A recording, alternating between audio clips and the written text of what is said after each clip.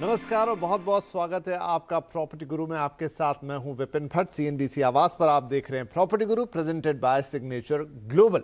और आज प्रॉपर्टी गुरु में हम कुछ अलग चर्चा करने जा रहे हैं। आप इसे प्रॉपर्टी गुरु स्पेशल भी समझ सकते हैं। और ये चर्चा होगी रियल एस्टेट सेक्टर को मिलने वाली फंडिंग के ऊपर, लिक्विडिटी के ऊपर, जो पैसे चाहिए होते हैं घर बनाने के लिए डेवलपर्स को, उनके ऊपर। अब आप कहेंगे कि ये विषय कहाँ से आया, ये तो डेवलपर्स जाने, हमें तो घर खरीदने से मतलब है। लेकिन यही जो कंस्ट्रक्शन फाइनेंस होता है या जो डेवलपर्स को लोन मिलता है बैंक्स की तरह, जैसे आप होम लोन लेते हैं उसी तरह डेवलपर्स भी लोन लेते हैं। और वो लोन अगर वक्त पे ना मिले या वो पैसा ना ही मिले तो आपका जो घर बन रहा है, जो कंस्ट्रक्शन हो रहा है, उसमें भी डिलेज होते हैं। तो इस तरीके से ये विषय आपके घर से सीधा सीधा जुड़ा हुआ है। लेकिन आज ही क्यों? तो वो इसलिए क्योंकि इस वक्त देश के वित्त मंत्री Nirmala Sitharaman post budget meetings कर रही हैं। वो चर्चा कर रही हैं बजट में किए गए अनाउंसमेंट के ऊपर। और इसी तरह की एक महत्वपूर्ण चर्चा में उन्होंने जिक्र किया कि रियल एस्टेट सेक्टर को जो पैसों की कमी महसूस होती है, जो फंडिंग की दिक्कतें होती हैं, उसको लेकर अब वो आरबीआई से बातचीत करेगी ताकि रियल एस्टेट सेक्टर को आसानी से फंडिंग मिल सके। तो ये एक महत्वपूर्ण समय पर आया हुआ महत्वपूर्ण बयान है। अब इसके क्या मायने हैं, कैसे आगे चलते हुए ये चीज़ें होंगी, क्योंकि एक लॉन्ग टाइम डिमांड है रियल एस्टेट सेक्टर की कि उनके लिए लिक्विडिटी का जो सोर्स है उसे आसान बनाया जाए। क्योंकि बहुत सारे डेवलपर्स देश में ऐसे हैं जिन्हें काफ़ी दिक्कत होती है जब फंडिंग की बात आती है। वो पूरी तरह से निर्भर करते हैं आपके दिए हुए पैसों पर। और कई बार वो पैसे छोटे छोटे टुकड़ों में आते हैं, पूरी तरह से नहीं आते हैं, इसलिए फंड्स को लेकर दिक्कतें आती हैं और फिर उसका पूरा इंपैक्ट पड़ता है रियल एस्टेट प्रोजेक्ट पर, यानी बनने वाले घर पर जो आपको मिलना है। तो इसके लिए आज हमने 3 खास मेहमानों को आमंत्रित किया है। हमारे साथ कार्यक्रम में शामिल हो रहे हैं नेरेडको के vice chairman Niranjan Hiranandani, CREDAI national के प्रेसिडेंट हर्षवर्धन पटोदिया साहब और अमित गोयनका साहब जो कि एमडी है निसस फाइनेंस के। आप सभी का बहुत बहुत स्वागत है। तो मैं शुरुआत करता हूं हर्ष जी आपसे, क्योंकि मैं जब थोड़ा रिसर्च कर रहा था तो मुझे एक चिट्ठी के बारे में पता चला जो कि क्रेडाई ने लिखी थी वित्त मंत्री जी को। और ये प्री पैंडेमिक या उसके आसपास की बात है जब आपने इस समस्या का जिक्र किया था।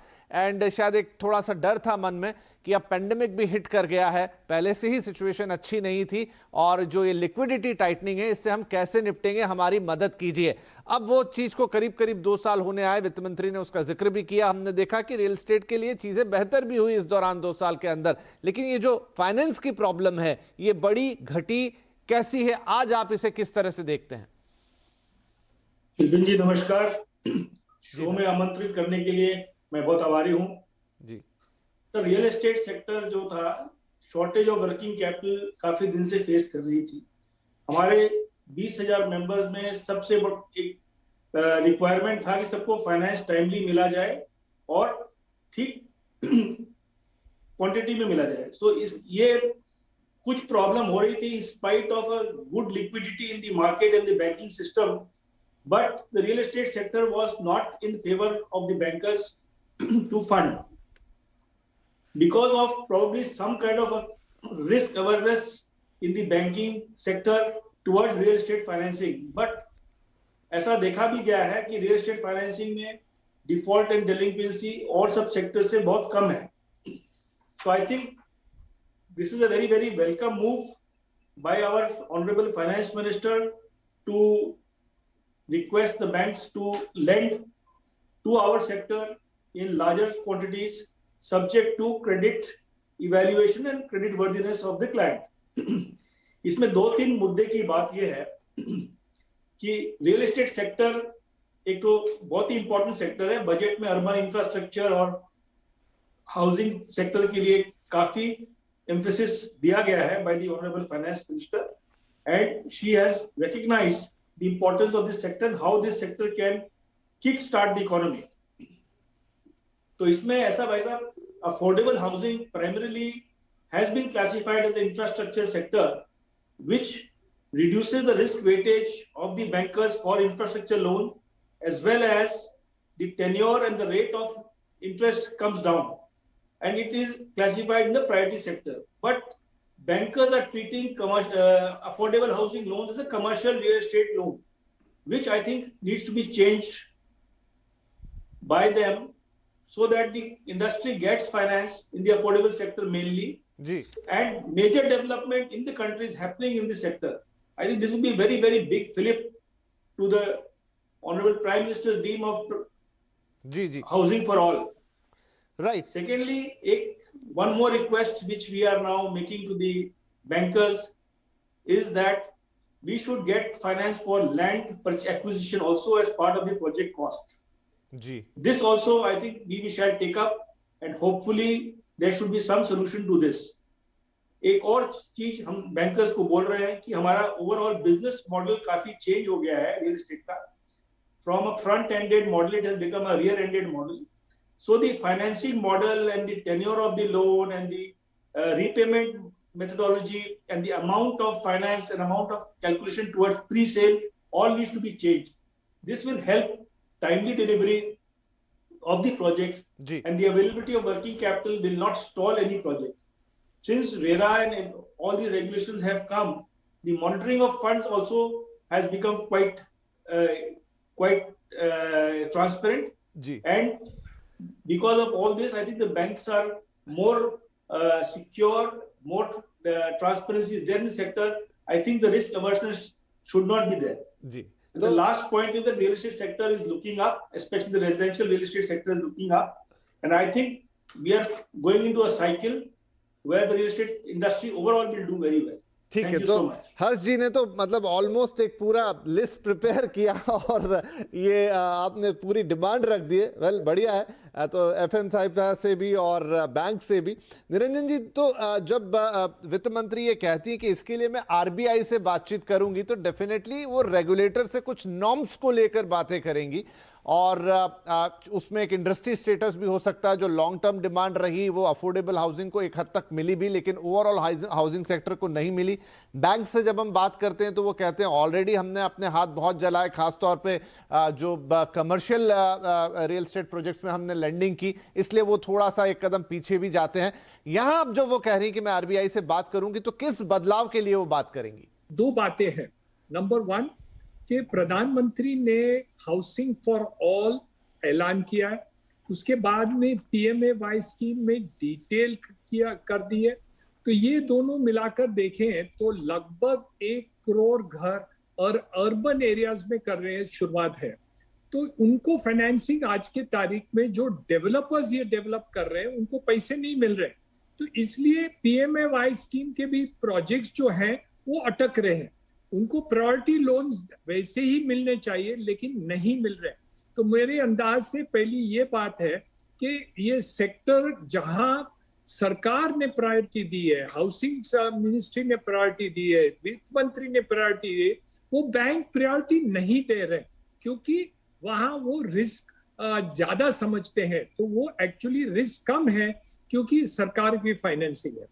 और दूसरी बात जो पटोदिया साहब ने जिक्र की, उसका मैं और जिक्र करना चाहता हूं, वो है RERA, real estate regulation act में जितना भी पैसे आते हैं जो कस्टमर्स हैं वो एस्क्रो हो जाता है. तो इसलिए ये कोई रिस्क अवर्सनेस होने की संजाता नहीं है. हम आपका वो डायरेक्टली जो पैसे आ रहे हैं 70% एस्क्रो में जा रहा है या प्रोजेक्ट में जा रहे हैं. तो इसलिए कोई दिक्कत नहीं है कोई बैंक को इसको फाइनेंस करने में. तो जो बातें हुई है पहले जहां रेरा नहीं थे और वहां बैंकों को हाथ जल गए और उनको कठिनाई आई कि भाई उनकी पेमेंट नहीं आ रही है रियल एस्टेट के प्रोजेक्ट्स में से, वो अब नहीं होंगे क्योंकि रेरा के कारण पैसे जो है आप डाइवर्ट नहीं कर सकते, वो प्रोजेक्ट के अंदर ही यूज करना चाहिए. तो ये दोनों बातें देखें तो आज की तारीख में प्रोजेक्ट लोन देने में कोई हिचकिचाहट होने की संभावना नहीं है. तो मेरे अंदाज से वित्त मंत्री जी ने वो कहा वो सही है कि बैंकों को फिर विचार करना है कि इसे कैसे जल्दी से जल्दी ज्यादा पैसे इस क्षेत्र में दें. तो जो प्रधानमंत्री का overall objective housing for all है और 80,000 करोड़ रुपया टोटल पीएमएवाई स्कीम में किया है, 48,000 करोड़ इस बजट में सेपरेट किए है. लेकिन वर्किंग कैपिटल के लिए बिल्डरों के पास पैसे नहीं हो तो ये कैसे काम हो सकता. इसलिए उन्होंने भी इसके ऊपर जोर दिया है और मैं समझता हूं इसका कुछ डायरेक्शन बैंकों को जरूर मिल जाएगा आरबीआई के द्वारा, वित्त मंत्री के द्वारा, और बिल्डरों को पैसे मिल सकते हैं जहां, जैसे पटोदिया जी ने कहा, वायबल स्कीम हो। अमित जी, अब आपके पास आता हूं और शिकायत यही है, खैर आप नॉन बैंकिंग कैटेगरी में आएंगे, बैंक रिप्रेजेंटेटिव तो आज हमारे बीच नहीं, लेकिन मैं अगर आपकी कैटेगरी की बात करूं, एक आंकड़ा है मेरे पास 2019 के मुकाबले अगर हम मार्च 2021 तक की बात करें तो जो फाइनेंस है आप लोगों की तरफ से वो करीब 17 से 18% तक रिड्यूस हो गया, कम हो गया। तो क्या कारण रहे कि फाइनेंसिंग नॉन बैंकिंग आर्म्स की तरफ से जो पहले काफी ज्यादा थी उसमें भी गिरावट देखने को मिली? नमस्कार विपिन जी, और बहुत धन्यवाद। आपने बहुत सही आंकड़ा बताया, मगर आपको दूसरे एक आंकड़े की तरफ भी ले चलता हूं। अगर आप टोटल कैपिटल और पिछले साल की रिपोर्ट पे मैं आपकी नजर ले जाऊंगा, जहां पर पूरा अगर 7 लाख करोड़ का एक पूरी पूंजी अगर इस सेक्टर में लगी है तो उसका 70%, 65 से 70% जो है वो प्राइवेट फंड ने कंट्रीब्यूट किया है, चाहे वो एनबीएफसी हो, फंड हो, और बैंक्स का केवल 35% का सिर्फ उनका भार है इस समय रियल एस्टेट सेक्टर पर। जो अगर आप 2016-17 का आंकड़ा देखें तो वो उल्टी थी गणित, वो करीब 60-65% जो वो बैंकिंग सेक्टर का था और हमारे प्राइवेट फंड का जो हिस्सा था वो सिर्फ 30-35% था। तो एक तरीके से हमने अपना ओवरऑल एक्सपोजर, इन्वेस्टमेंट जो सेक्टर के लिए वो बढ़ाते गए हैं और बैंक अपना जो एक्सपोजर है वो कम करते गए हैं। तो अगर आज का आंकड़ा देखें तो जहां बैंक 5 लाख करोड़ की वित्त लगा के बैठे थे, धनराशि लगा के बैठे थे, आज वो घटकर 2-2.25 लाख करोड़ तक रह गई है। तो क्लियरली जो रिटर्न्स आए हैं वो वापस निवेश नहीं हो रहे हैं, वो निवेश ज्यादा करके प्राइवेट फंड्स और एनबीएफसी के तरफ से ही ज्यादा उपलब्ध हो रहे हैं प्रोजेक्ट्स को। और खैर उसमें दिक्कतें भी हैं डेवलपर्स को, क्योंकि ये फंड्स बैंक से कम्पीट नहीं कर पाएंगे, चाहे वो उसकी रकम हो, पूरी रकम हो, उसका भार हो, उसका कॉस्ट हो, वो सारी चीजें हैं वो बैंक्स की अलग होती हैं, हमारी अलग होती हैं। तो ये जरूरी है कि बैंक्स का पार्टिसिपेशन बढ़े। दूसरा, अगर वापस आप रिपोर्ट की तरफ देखें तो 75% जो पैसा है वो ग्रेड ए डेवलपर्स को मुख्य शहरों में ही उपलब्ध हो रहा है। इसका मतलब कि ज्यादा करके जो रुपया बैंकों से जो लग रहा है, आज भी अगर लग रहा है, तो वो छोटे शहर में छोटे डेवलपर्स जो वहां पे मिड इनकम और अफोर्डेबल हाउसिंग बनाना चाह रहे हैं उनके लिए ये रकम मौजूद है ही नहीं। तो अगर हम देखें तो ग्रामीण क्षेत्र हो, सेमी अर्बन और अर्बन लोकेशन हो, जहाँ पे घरों की ज्यादा आवश्यकता है, और पैंडेमिक के चलते तो बहुत ज्यादा आवश्यकता बढ़ गई है, सिर्फ शहरों में नहीं मगर लोग घर जा चुके हैं, वहां से काम कर रहे हैं, तो उन क्षेत्रों में निर्माण का ज्यादा एक चलन चल रहा है, मगर वहां पे दिक्कत पैसे की ज्यादा महसूस हो रही है।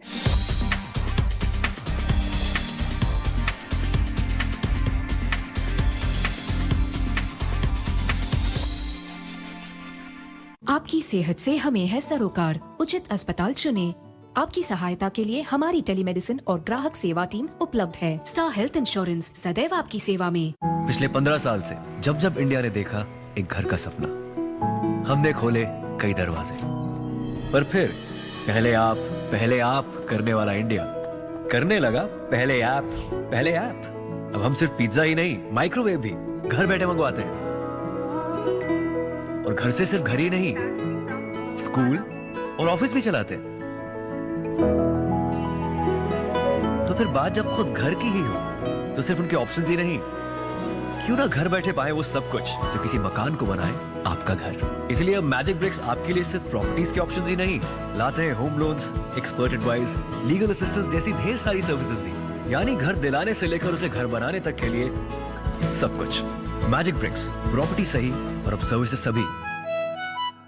मामा। हाँ गुड्डी। आप नाना जी से इतना डरते क्यों? मैं? सवाल ही नहीं। पापा? जी पापा। 10,000 रुपए अभी बैंक जाकर भेज देता हूँ। डर गए ना? इस डर को और बढ़ाते? मतलब? आज तो संडे है। रिलैक्स, बैंक बंद है, बैंकिंग सर्विसेज नहीं, ये मिलेगी डेली 24 घंटे। कैसे? अब बैंकिंग है आसान, डिजिटल बैंकिंग, सिर्फ एक उंगली का है काम। बताओ कैसे भेजे? NEFT, IMPS, UPI? कोई भी। वाह, फाइनेंशियल ट्रांजैक्शंस कहीं भी कभी भी। अब मैं भी बनूंगा डिजिटल, फिर नो डर। अरे नाना जी, पापा। आरबीआई कहता है डिजिटल चुनो सुरक्षा के साथ। जब से एयर कूलिंग लगवाया है, मुनाफे में बहुत फर्क आया है। तरक्की सिर्फ सोचने से नहीं, कुछ अलग करने से होगी। Symphony large space venti cooling, beyond cooling. DTC London द्वारा best showroom award winner RR Agarwal jewellers अब कोलकाता एंड जयपुर में। RR अग्रवाल ज्वेलर्स, रिश्ता भरोसे का। सोनम वॉल क्लॉक्स, दीवारों की धड़कन। मन कहता आज घर पे ही रहते हैं। सेरा, कुछ पल घर के नाम। पहली चाल, शानदार रणनीति, बदलेगी आपकी किस्मत। मार्केट की हर बाजी होगी आपकी, जब तैयारी होगी पूरी। देखिए पहला सौदा सिर्फ CNBC आवाज पर।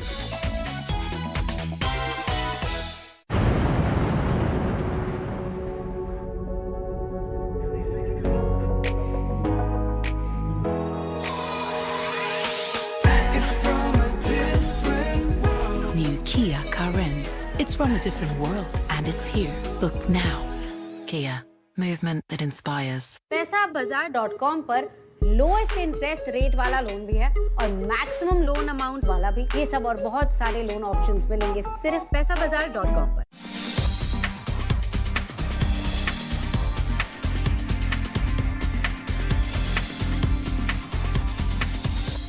हर्ष जी, अब तो जैसा आपने भी जिक्र किया, निरंजन जी ने भी जिक्र किया, इनफैक्ट अमित जी ने भी जिक्र किया कि रेरा है। पहले तो चलिए ये था कि पैसा इधर का उधर हो जाए, वो बैंक्स को चिंता रहती थी, अब तो एस्क्रो के अंदर जाता है। उसके अलावा इस समय हाउसिंग डिमांड भी अच्छी हो चली है, यानी कि पेमेंट्स आ रहे हैं लगातार, लिक्विडिटी दूसरी तरफ से आ रही है। तो बैंक्स की चिंता कहाँ है, या फिर वो अपने पुराने अनुभव से बाहर नहीं निकल रहे? बेसिकली ये सेक्टर का परसेप्शन जो है जी, वो लेगेसी परसेप्शन अभी चल रहा है। This perception needs to be changed on the real ground reality, and today I think we are seeing sales which are at pre-COVID levels and at one of the highest levels in the last few years in the residential sector, and even the office leasing has taken up quite a bit. So whatever हम लोग ये सोच रहे थे कि Covid का एक impact आएगा, अभी तक तो वो स्टेबल है, इंडस्ट्री ग्रो कर रही है, एंड आई थिंक ये जो परसेप्शन है ये चेंज करना पड़ेगा, and because of this only the problem is arising, and I think the right direction is there from our finance minister to the bankers to look at real estate sector in a different kind of a new era post COVID. जी बिल्कुल। निरंजन जी, अभी थोड़ी देर पहले जब बात कर रहे थे हर्ष जी, तो उन्होंने कहा था कि जमीन के लिए भी लोन मिलना चाहिए, और मुझे याद है कि दीपक पारेख साहब, उन्होंने भी मेरे ख्याल से 6-8 महीने पहले ये बात कही थी बड़ा जोर देके कि अब वक्त आ गया है जब हम डेवलपर्स को जमीन खरीदने के लिए भी लोन दे, क्योंकि वो सबसे बड़ा डिटरेंट है। वहां पे पैसा बहुत सारा फंस जाता है, वहां पे लिक्विडिटी की कमी पड़ती है, और फिर वो पूरा इंपैक्ट आगे तक जाता है। क्या आपको लगता है कि अब वो वक्त भी आ गया है जब अफोर्डेबल हाउसिंग को हमें अगर बढ़ावा देना है, या हाउसिंग इन ऑल को बढ़ावा देना है, तो आपको जमीनों के लिए भी ऋण देना चाहिए डेवलपर्स को? अमित जी ने इसके बारे में स्पष्टता तो की है, लेकिन मैं और कुछ कहना चाहता हूं। सिर्फ जो लोग जमीन के ट्रेडिंग करते हैं उनको पैसे नहीं देना चाहिए, क्योंकि कोई आवश्यकता नहीं है और जरूरत नहीं है, क्योंकि उसको जमीन में इन्फ्लेशन हो जाता है। लेकिन जैसे हम प्रोजेक्ट शुरुआत करते हैं और प्रोजेक्ट डेवलपमेंट करते हैं, तो फिर जमीन के जो इनपुट है, जो कॉस्ट है, उनको लेना चाहिए for the purposes of project loan, लेकिन ट्रेडिंग करने में उनको नहीं देना चाहिए। तो ये दो भाग है, इन्वेस्टमेंट इन रियल एस्टेट में दो भाग करने की आवश्यकता है, जहां जमीन, सिर्फ जमीन को खरीद के बेचने में बैंकों को कोई फाइनेंस करने की आवश्यकता नहीं होती है, या करनी भी नहीं चाहिए, और वो बहुत ही इन्फ्लेशन धारक हो सकता है। लेकिन जो डेवलपमेंट करते हैं उनको इसमें इंक्लूड करना आवश्यकता है। जैसे हम कोई भी मकान हम बनाते हैं तो कभी कभी जमीन के भाव लगभग टोटल कॉस्ट के 50% जमीन के भाव होते हैं, और उसको फाइनेंस आप नहीं करेंगे तो वो प्रोजेक्ट बन नहीं सकता। अफोर्डेबल हाउसिंग क्षेत्र में भी यही कठिनाई है। आज की तारीख में वर्किंग कैपिटल रिक्वायरमेंट बहुत बढ़ गई है। रेरा में हमें पैसा एस्क्रो करके रखने की आवश्यकता है 70%, तो वर्किंग कैपिटल रिक्वायरमेंट भी बढ़ गई है और वो बैंक पूरे जमीन को न गिन के वो देते हैं आज के तारीख में, और जो एस्क्रो अमाउंट है उसकी कोई धारा नहीं करते।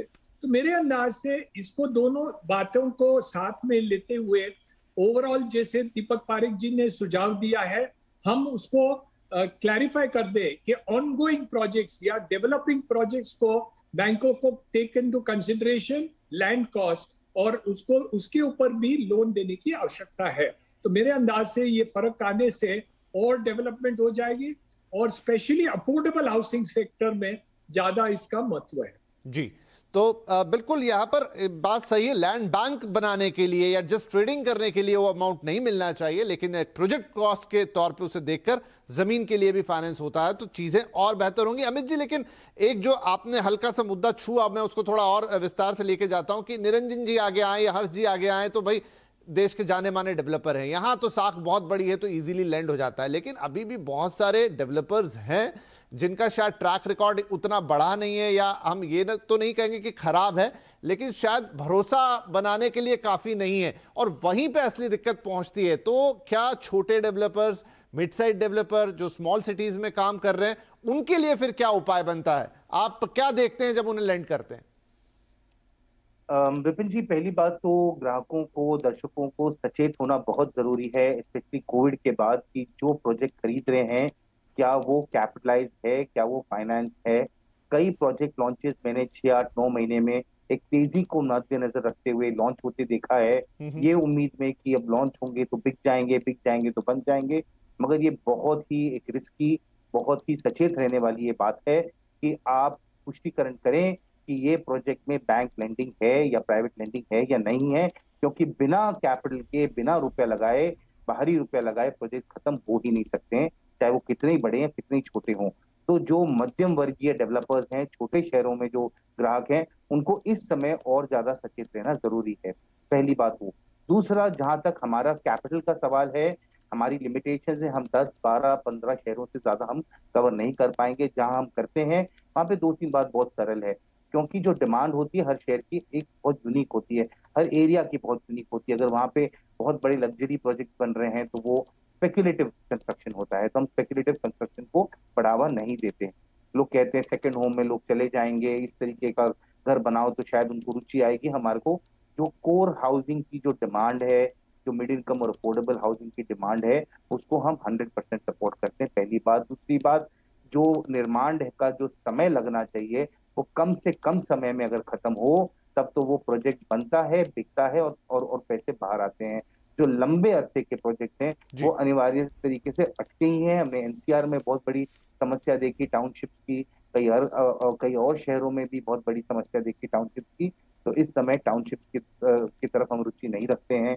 हम सोचते हैं कि 200, 500, 1000 घर बने, तुरंत बने और वो ग्राहकों को मुहैया कराए जाए, तो वहां तो डेफिनेटली हमारा रुपया लग जाता है, जो फास्ट काम करके और ग्राहकों को वो अपने घर मिल सके। तो ये बहुत जरूरी चीज होती है। तीसरी बात, जहां तक जमीन का सवाल है, निरंजन साहब ने भी बताया कि जो प्रोजेक्ट्स चल रहे हैं उनमें जमीन ऑलरेडी होती है। जमीन के अगर अतिरिक्त अगर और कोई खर्चे हैं, चाहे वो एफएसआई की तरफ या सरकारी खर्चों की तरफ या एडिशनल अप्रूवल की तरफ, वो हम डेफिनेटली अवेलेबल कराना चाहते हैं। हम चाहते हैं बैंक्स भी उसको अवेलेबल कराए, और खास करके हम इसको एक एसएमई सेक्टर की तरह मानते हैं विपिन जी, और ये बहुत जरूरी है। तो अगर आरबीआई का अगर इंटरवेंशन हो तो इस तरीके से हो कि वो भी इसको प्रायोरिटी सेक्टर, एसएमई सेक्टर की नजरिए से देखें।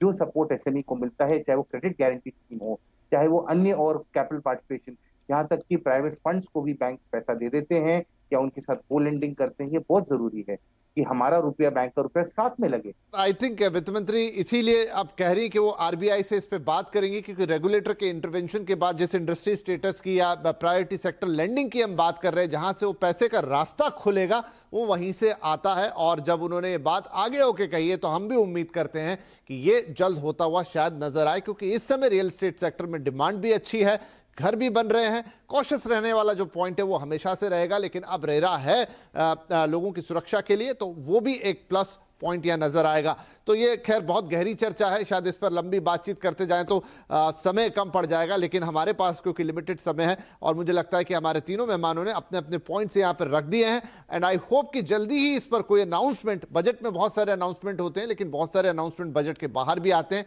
तो आरबीआई की तरफ से, सरकार की तरफ से इस बड़े मुद्दे पर भी कोई अनाउंसमेंट जल्द होता हुआ हमें दिखाई देगा और रियल एस्टेट सेक्टर और घर खरीदारों के लिए एक बेहतरीन खबर साबित हो सकती है। फिलहाल आप तीनों का ही आज की इस चर्चा में भाग लेने के लिए और अपने महत्वपूर्ण बिंदु यहां रखने के लिए शुक्रिया। नमस्कार। Thank you.